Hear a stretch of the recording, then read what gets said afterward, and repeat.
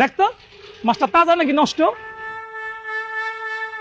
তোর মাছ তাজা না নষ্ট সেটা আমি দেখবো কেন? আর কইস না রে ভাই, একটু আগে বাজার থেকে মাছটা কিনে আনছি, এখন জানি মনে হইতেছে মাছটা একটু নরম নরম। তুই তো মাছ বেচোস, তুই তো মাছ ধরলেই বলে দিতে পারবি যে মাছটা তাজা নাকি নষ্ট। দেখোস না, এই নষ্ট মাছ নিয়ে যদি বাসায় যাই তাহলে তোর ভাবি আমারে মাইরা একেবারে বাসাতে বাইর করে দিব। আমি প্রথম প্রথম বিশ্বাস করি নাই, বাট এখন আমার সত্যি সত্যি মনে হইতেছে আপনি আসলেই একটা মাছের মানুষ। কারণ আশেপাশে যারা আছে সবাই মাছ বাদে অন্য কিছু নিয়ে তো আপনার সাথে কথা বলতে পারে না। একদম ঠিক কথা বলছেন আফা, আমাদের মহল্লার মাছ নিয়ে যদি কারোর কোনো সমস্যা হয় তাহলে তো আমরা এই রুইতনের কাছে চলে আসি। আই রুইতন, দেখাস না মাছটা তাজা নাকি নষ্ট। দেখতেছি, তার আগে বল আমাদের যে গাড়ি বাড়ি এগুলোর মালিক কে? খার আবার তগো। শুনছেন? ঠিক আছে, এবার মাছটা দে। মাছটা পচা নাকি তাজা সেটা আমি দেখাই দিতেছি। নে দেখ। আরামের বাচ্চা আমি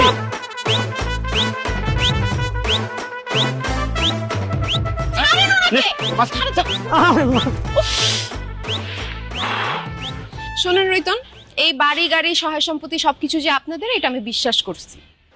থ্যাংক ইউ। এখন বলেন আমাকে বিয়ে করবেন কবে?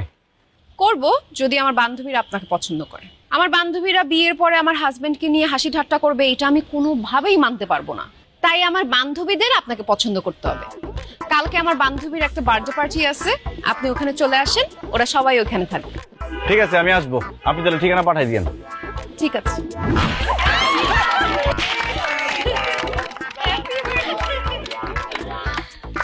ও আপনি আসছেন? তুমি বলছো আর আমি আসবো না, এটা কি হয়? কার জন্মদিন? ও বার্থডে আমার ফ্রেন্ড সেজুতির। Happy birthday. থ্যাঙ্কস। সুইটি, কে রে এটা? তোর বয়ফ্রেন্ড নাকি? আরে না না, বয়ফ্রেন্ড না। সে আমাকে পছন্দ করে, সে আমাকে বিয়ে করতে চায়। তোরা তো সবাই আছিস, দেখ তো তাকে পছন্দ হয় কিনা।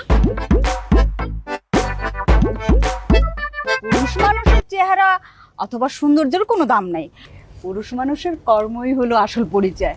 তো ভাই আপনি কি করেন? মানে আমি আসলে কি বলতে লজ্জা লাগছে তো? আচ্ছা প্যারা নাই, আমি বলতেছি। দোস্ত, সে মাছের ব্যবসা করে, ওর বাবা সহ বাজারে মাছ বিক্রি করে। হোয়াট? মাছ বিক্রি করে? এই জন্যই তো ওনার শরীর থেকে মাছের গন্ধ আসতেছে। সুইটি, তুই একটা জেলের ছেলেকে বিয়ে করতে চাচ্ছিস? আরে সমস্যা কি? সুইটি যদি এই জেলেটাকে বিয়ে করে তাহলে আমরা